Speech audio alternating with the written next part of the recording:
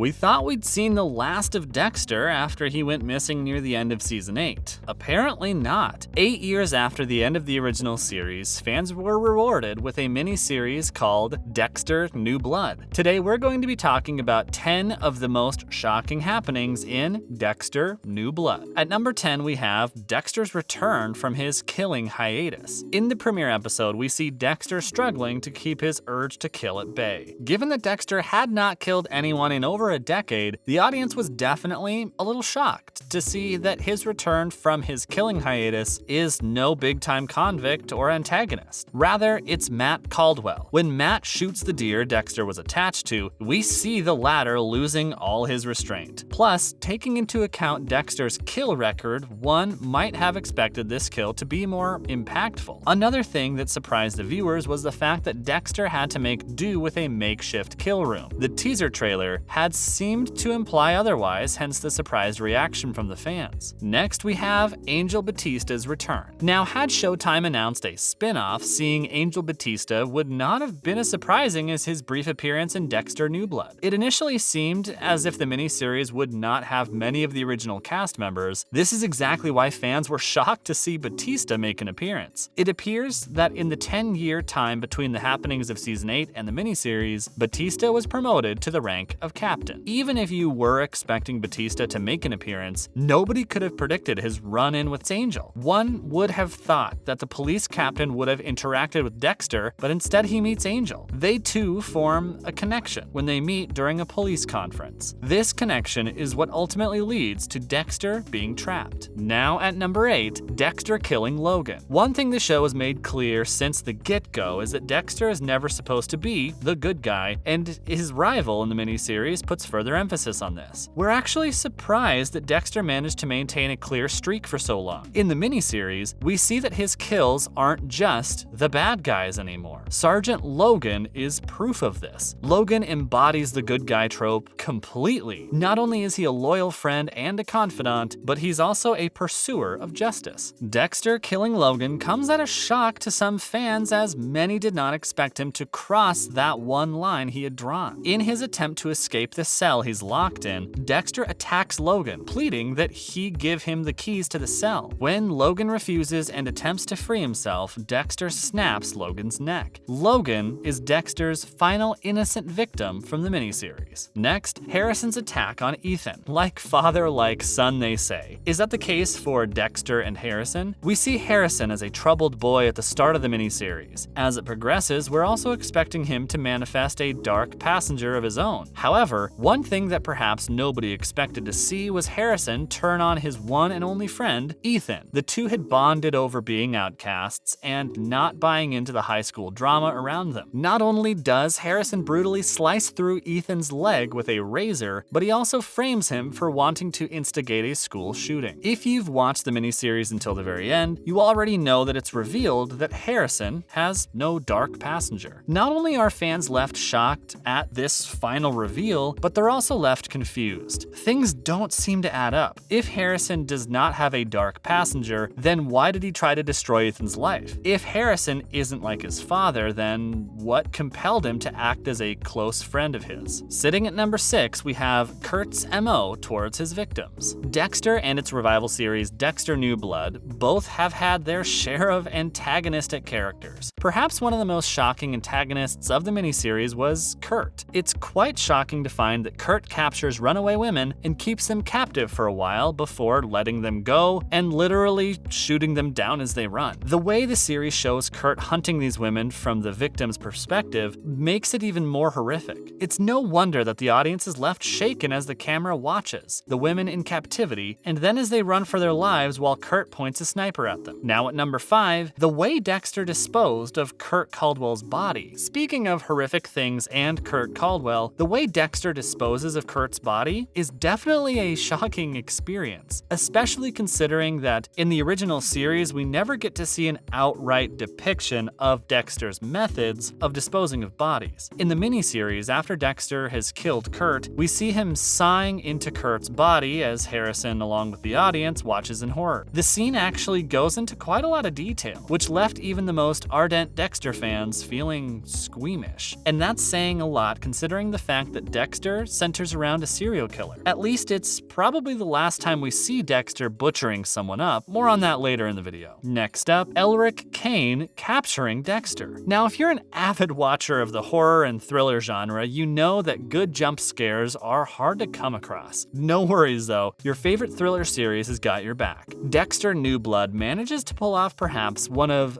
the best jump scares of all time. The moment occurs when one of Kurt's goons, Elric Kane, manages to capture Dexter, much to the latter and the audience's surprise. The timing of the attack is perhaps what helps make it even more surprising, as both Dexter and Harrison are dealing with familial issues and are completely caught off guard. Right as the episode is about to end, Kane appears right behind, capturing Dexter. The incident is also surprising, as prior to the kidnapping, Kane seemed like a minor, insignificant character. Lesson of the day: don't disregard any character regardless of how insignificant they seem. If they've been placed in the TV show, they probably have a role to play. Next, at number 3, finding Molly Park. Molly Park becomes a target for Kurt when she starts getting close to linking Kurt with the killings. There's a moment in the show where it becomes obvious that she'll end up being another one of Kurt's victims when she's lured into his lair. However, Dexter interrupts the two and ends up saving Molly's life. The audience doesn't see more of Molly, as we expect her arc of the story to be complete. To everyone's shock, the characters as well as the audiences, Molly's corpse is found among the many other victims when Kurt is finally caught. The look of shock on Dexter's and Harrison's faces is one that mirrors the expression of the audience. At number 2, Kurt revealing who killed Matt. Just when you think that Dexter has finally gotten rid of all the evidence against him, Dexter New Blood takes us by surprise. After disposing of Kurt, Dexter cleans up all the evidence against him and is about to get off scot-free, only for Angela to learn of his true nature. It seems that Dexter had underestimated Kurt. The shrewd man got his revenge on Dexter, even after he died, as he sends a letter to Angela revealing to her that it is Dexter who had been responsible for Matt's murder. Who would have thought that the old man had one last scheme up his sleeve to bring down Dexter? And now at number 1, Dexter's demise. Now, many people did not expect to see Dexter's demise so soon. Many were shocked to see the series kill off the main character. On the other hand, those that had predicted the end of the serial killer were still left shocked, as even if they knew it would happen, no one could have predicted the way it happened. Having seen the way Dexter and Harrison's relationship developed through the series, no one could have seen the way the series comes to an end. The show drops the ultimate shocker in the last episode, as we see Harrison reject his father and shoot him straight in the heart. While some people